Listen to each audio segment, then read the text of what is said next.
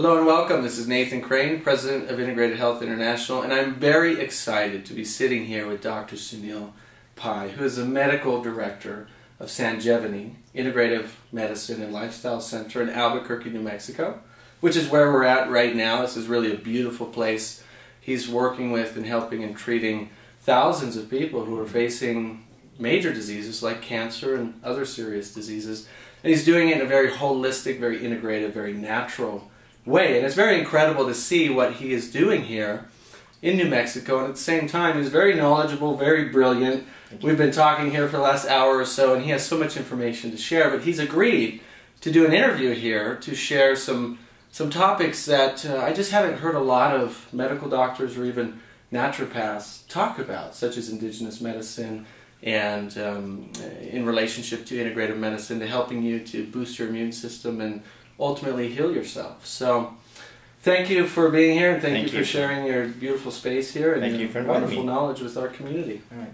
Thank you. Dr. Sunil Pai will also be joining us at the Integrated Health Conference in San Diego, and we'll talk a little bit more about that later. But the first question that I have for you is, you work a lot with indigenous medicine. Correct. And I wonder if you could share with us, really, what exactly does that mean? What is indigenous medicine? Okay. And how effective have you seen it to be in helping people facing cancer? Sure. So when we first look at just overall Western approach, I just want to kind of bring a historical perspective, is right now, last year we spent $3.8 trillion in healthcare, and we're now ranking 46 out of 48 industrial nations in terms of outcomes of that healthcare. So we're really good at the acute side, but for the chronic diseases, there's 46 other countries that are ahead of us. So if they look at, most of these 46 countries are not here, they're other places around the world, and we have to go back and look at what type of treatments or modalities are they using. And when we look at the indigenous medicines, in fact, from our perspective, even though I'm a Western trained MD, Western medicine, at least from my perspective and belief, is considered alternative. Because it's 200-300 years old, particularly here in the United States, where most of these cultural medicines date back 4,000 to 5,000 years and are still practiced today. Right. And so we have to take a historical perspective and say, well, what have they been doing in these cultures, and why are most of these cultures now still doing better in terms of overall ranking, even though we spend a lot of money and we have wonderful technology, it still hasn't proven to equal each other. More spending doesn't equal a better outcome. So indigenous medicines include Native American medicines here. It includes Ayurvedic medicine, which is the traditional medicine of India. That's kind of my little slant or cultural background. Traditional Chinese medicine. There's Buddhist medicine, there's homeopathy, there's naturopathy. There's a lot of kind of therapies that have been used and are used actually integratively in other cultures. So it's not just an alternative practitioner. I'll give you an example. In India, the Ayurvedic physician, the Ayurvedic MD, is trained in both simultaneously. So they understand how to use acute care medicine, Western medicines, for if you're coming for a heart attack, for example, or if you're having a stroke, or if you're bleeding. We know how to control that with the wonderful medicines and technology. But once that's arrested, we kind of take a little bit of a flip approach and saying, how can we now restore the function of the body, rejuvenate the body, stimulate the body's innate ability to heal? And this is where the other cultural, indigenous, or natural medicines, to me, seem to be more efficacious.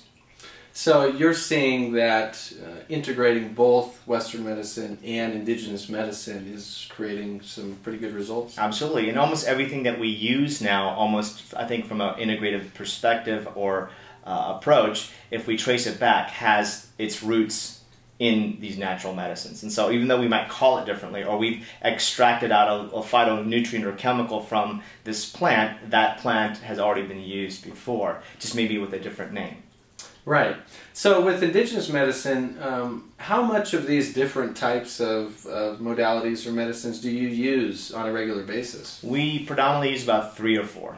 And those are which ones? So Ayurvedic medicine, Chinese medicine, and the Native American cultures here, as well as I would consider naturopathy even being a natural medicine, because naturopathy is encompassing a lot of natural therapies. That there are a lot of cultures that have, say, a certain medicine that they use, although they may not have a specific name of their practice. Right. So I kind of use naturopathy as a global term. Right.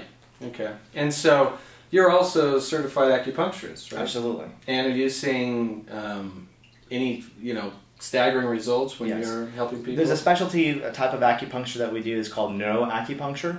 and I was trained by a famous physician here who actually lives here in Albuquerque, and he goes around the world, named Dr. Jensen Hao.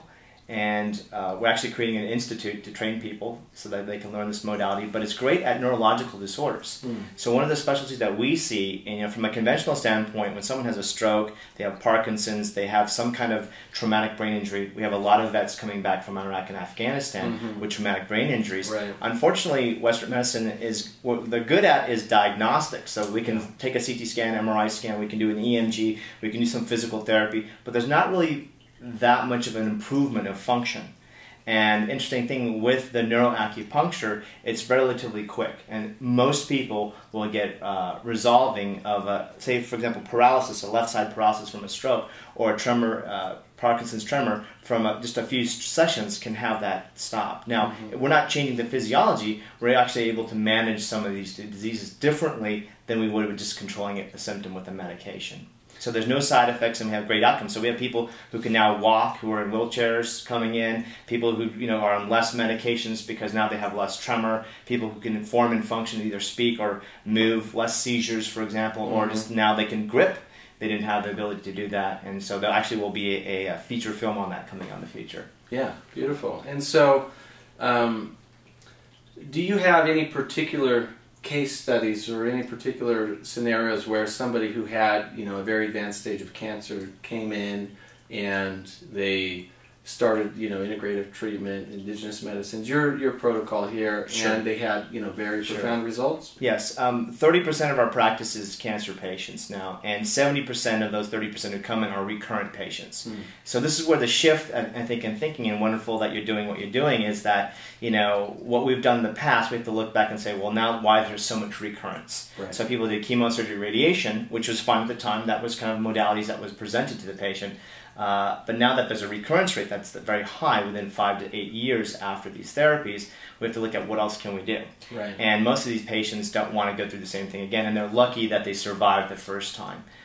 So when we look at using indigenous therapies, we also look at what are the natural anti-inflammatories. I'm kind of known for inflammation. I'm coming out with a book called An Inflammation Nation, and that's going to kind of go into detail of the specific pathways that we can find natural agents in our diet that are now sometimes either put into pills or that you can eat that actually works on the same similar pathways as these medications, as some of these chemotherapy agents, as some of these other immunosuppressants without the side effects. So we're not blasting the person, we're kind of doing a sprinkler system approach. We're kind of looking at modifying a lot of, the way the genetics express, the way the enzymes work, the way the pathways of certain transcription factors and proteins turn on and off, but doing it at a kind of a more holistic and gentle way. And we have great success. In fact, we have right now a patient that has glioblastoma stage 4 tumor, which is a very aggressive brain tumor.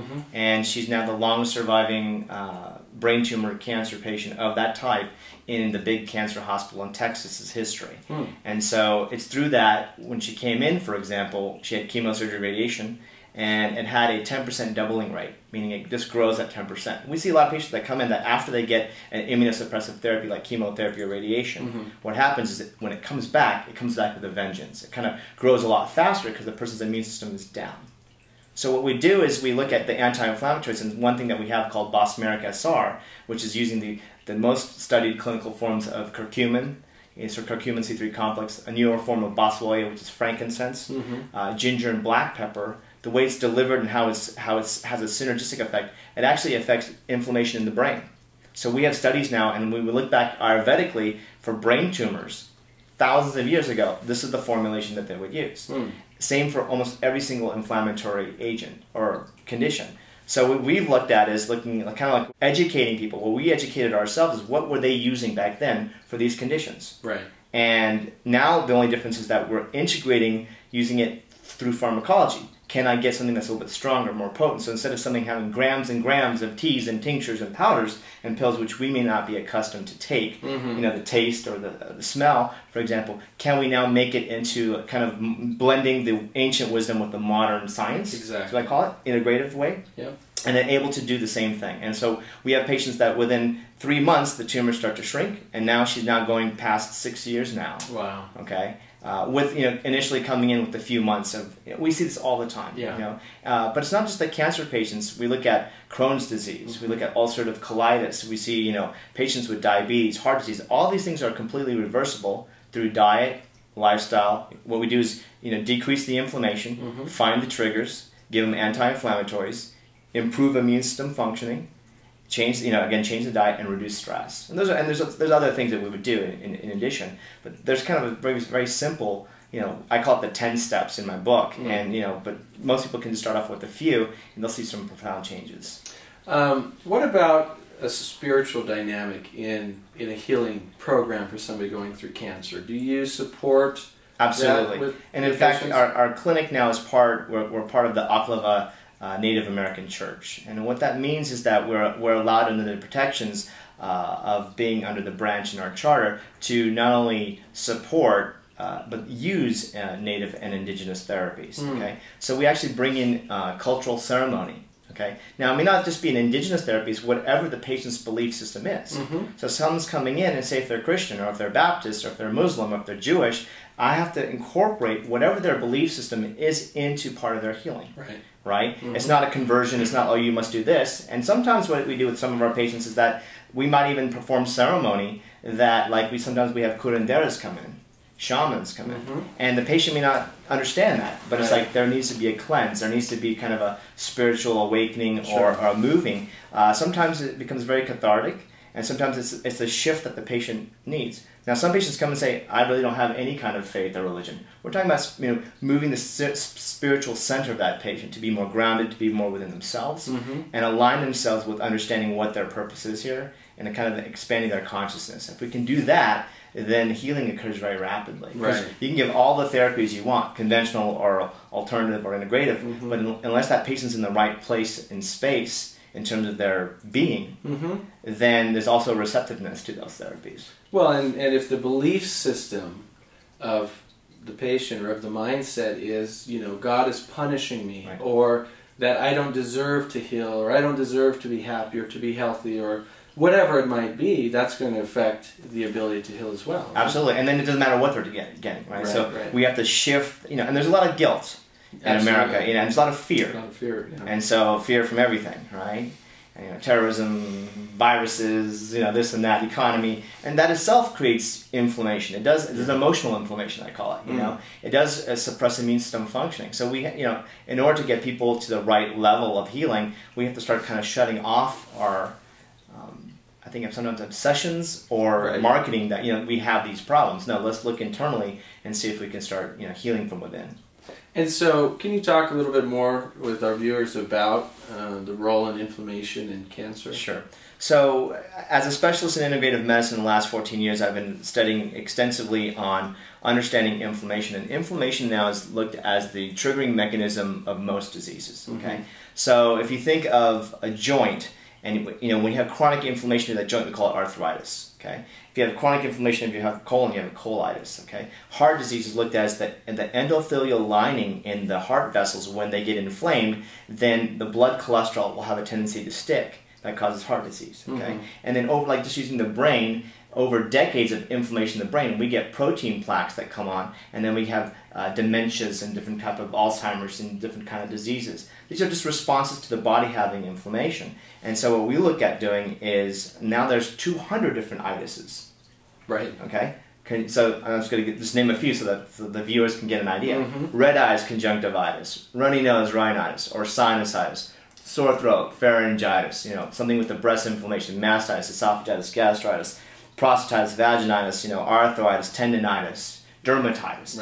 So we have those, and then from a conventional standpoint, we go to a specialist, and then we treat your symptom in that area. Here's my eye drops for my red eyes. Here's my nasal spray for my runny nose. Here's my inhaler for my asthma. Here's my cream or my injection for my joints. Here's something for my stomach.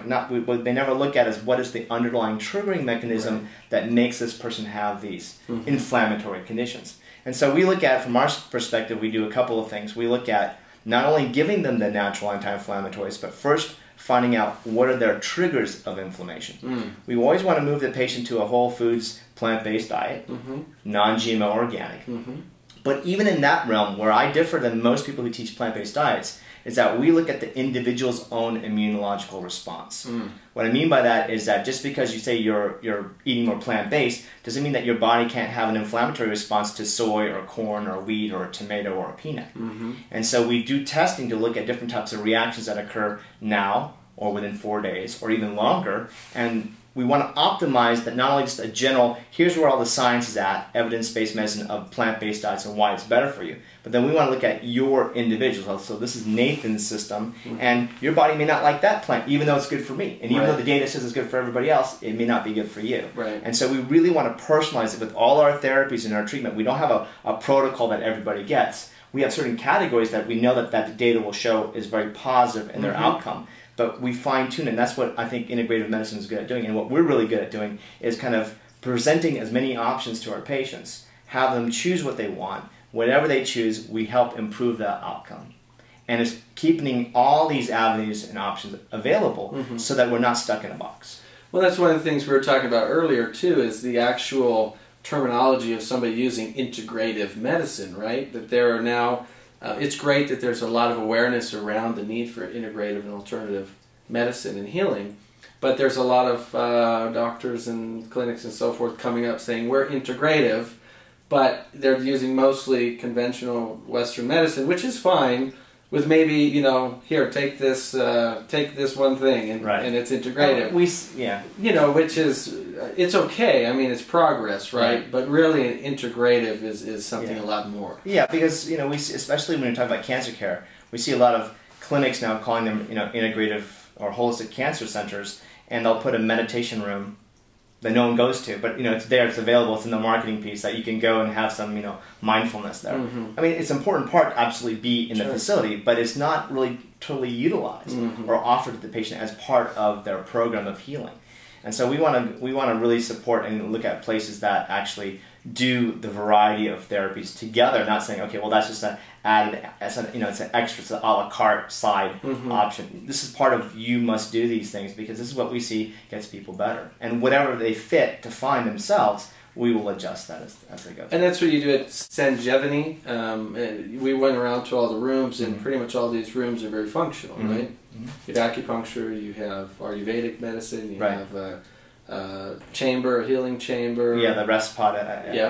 Flotation. And you're using all these with most patients. With most patients. And depending on, so again, a patient that comes in with the same condition, though, does not necessarily get all the same treatments. And that's what makes it nice about integrative medicine, because we have to look at the laboratory work, we have to look at all the prescription drugs they're on, also the natural therapies, also the, you know, the contraindications, their allergies, their belief systems, and truly design an individualized plan. And so it's not just do this, don't do that, or do that and don't do this. It's looking at how do we improve the outcome. And that's how our success in our clinic has been, is through the outcomes. It's not saying this product or this therapy. Then we're no different than conventional therapy, saying ours is the best. We have to look at it as that we have really good outcomes with these types of patients. And that what we use is a variety of things. Right, and that's, I've been actually talking about that for years. And it's not to take away hope from anybody, but it's to recognize the truth that, you know, I don't believe there's ever going to be one magic pill that's going to solve all your issues. You know, because if you look at our ancestors for thousands of years, there's always been an integrative approach to health. There's always been, you know, it's not like, here's the miracle herb that cures everything. It's like, here's this, plus this, and this, and when you combine these things together, you get this compounded result. And, you know, it makes your experience. And everybody's, you know, just like we're doing with the diet, everybody is individually different. So, you know, what you may take may have profound effects, and the next person, although the data will support it, may not respond, because we're also individually different. How our whole metabolism, our biochemistry, even our emotional, spiritual centering changes all that. And so what we look at is always being able to fine-tune that, rather than saying take it or leave it. And that's where, unfortunately, some clinics, integratively, or even most of the conventional therapies and conventional clinics that I worked in, it was like our way or the highway. And if they didn't, you know, if you didn't go along with what they believed in, they pushed the patient out. And it's like, no, we meet where the patient's at and then work with them. So now, I know we've been talking for the last few minutes about, you know, it's an individualized approach, but I'd like to see if we can get a little bit general to help most of our audience who's watching.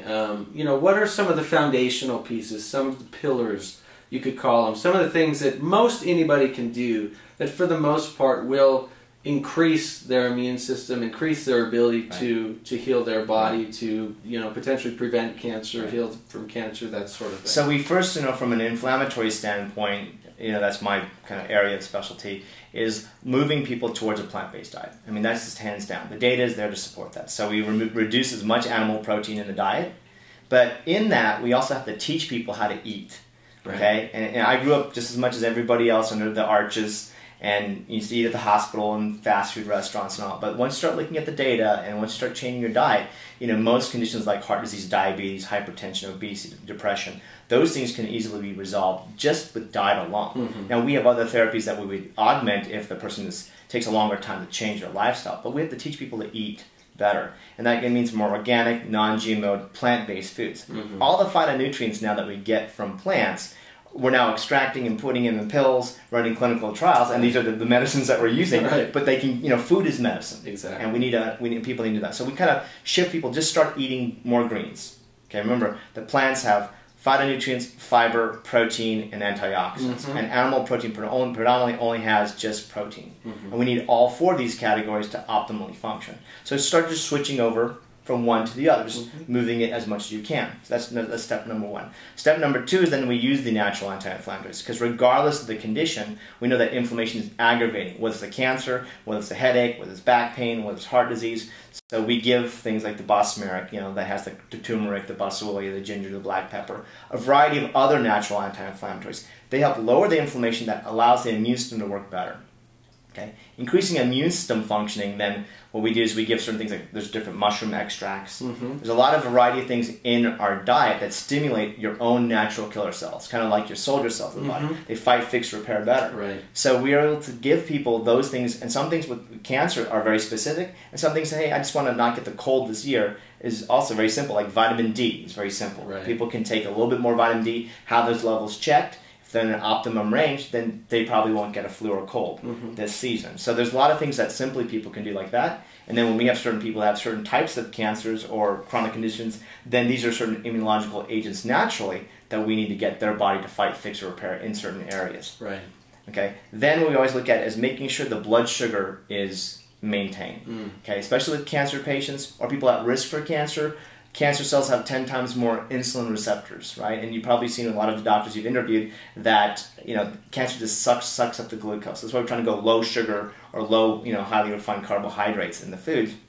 And so we always want to make sure that they're in the optimum range. Not I'm just normal or I'm not diabetic. We want them optimal. And there's natural things that we can give for that. Now, moving plant-based, even the diabetes would reverse, but there's still agents that we can give to help lower that. So lowering the blood glucose, making sure immune system's up, finding out, eating a plant-based diet, giving them the natural anti-inflammatories, and then stress reduction.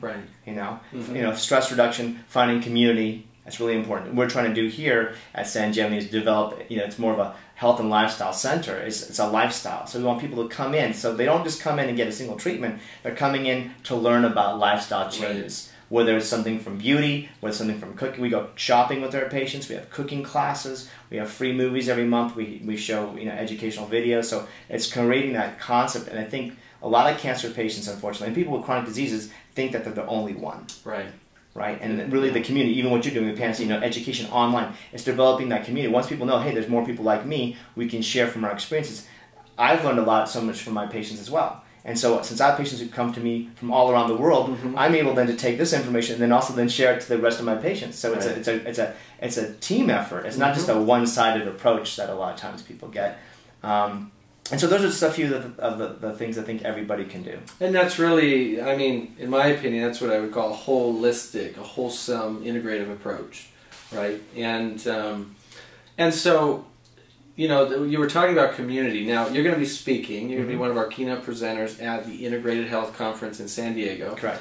And that's the reason we created that event, was to bring leaders and experts and doctors, as well as people who've overcome cancer, and bring everyone together in the same space so that, networking happens, relationships happen, education happens, hope and inspiration happens. And there's some really profound shifts that happen in that kind of environment. The online videos, the online summits is very powerful. We reach a lot of people all over the world. But just like having people come to Sanjevani or come to the Integrated Health Conference, there's a different dynamic that happens, right? I mean, you get so much more in 1 or 2 days. I think it's it's exponential education, and also, you know, the healing is there too, because they can ask the practitioners or the experts in the area, you know, questions directly. And what I like about the concept is that, you know, when I present, I'll be presenting data on each of the food elements, and not just, oh, buy this product, or here's this what's good, or here's bad. It's like, how's it grown? What's the potency? What's the purity? You need to educate. So even when patients come to my office, even say, I formulate products, we run clinical trials, we publish in medical journals all the time, the data. But I say, don't listen to me. I'm going to teach you what you need to learn. Because then you can take that information, and anytime you go any place, to any store, or you see something on television, you should be educated to the point to say, that is a good product, or wait, that doesn't sound to be right. And so the idea is that although we do present the best products and the best services and the best information, we also want to teach our patients how to discern, because there is a lot of information that's out there, and some of it may not be as good as others. And so I think people coming to this conference, it will be a game changer. I think it's going to be a life-changing experience. The last conference I gave, it was a cancer conference, and it was transformational for a lot of people, because you have a room full of hundreds of people who are not only interested, but they can share, even you get to know someone else. And so it's not just the experts, it's, I think, the people who actually come to the conferences itself. Again, that's even tweaking their own personal experience. Right. Well, as I said, Dr. Sunil Pai, I mean, incredibly brilliant. I know we could sit here and talk for hours and hours. You have so much to share. I just want to thank you for your time, and I want to invite and encourage everyone watching this to join us at the Integrated Health Conference. It's in San Diego, March 20th through 22nd. Dr. Pai is going to be one of our keynote speakers, so you get to meet him, connect with him, learn from him personally, network with him. I mean, you can pick his brain for hours and hours, and we've been talking for hours before this interview. Right. And I know we could talk for hours after, but I just want to make this quick video for you to really connect you with him. I mean, he's really a leading expert, and he's very open and warm and passionate and compassionate about the work that he does, which is rare from a medical doctor. So I want to honor you for... Well, thank you. And I honor you for what you're doing. I think it's great, and I think the more that people can empower themselves with education, that's the key to them getting better. And they will find, I think, through the conference, what is right for them. Absolutely. And our goal, and my goal, is just to get as much of what my experience is here, but with the totality of all the people that are going to be there, it's going to be amazing. And so I hope to see as many people come. Well, wonderful. Well, visit Dr. Pai at sanjevani.net. There's a link right below this video. You can click that, go right to his website. It's a beautiful location here in New Mexico. Take a trip out here, come meet him in person if you feel called to do it. There's also a link below for the Integrated Health Conference. Get your tickets early, because we have, you know, really great specials and discounts. We've made the conference incredibly inexpensive this year, because our mission is to get this out to as many people as possible. So we incentivize people to get their tickets early, so you get a discount. Also, the dinner will sell out, so I encourage you to attend the dinner. It's really a great opportunity to network with the experts and doctors at that gala dinner. Plus, it'll be fun. We'll have comedy, we'll have keynotes, and all kinds of stuff. So thank you so much for watching this. Thank you so much for being part of our community, and thank you for sharing your time with us. Thank you. All right. Thanks. Take care. Thank you.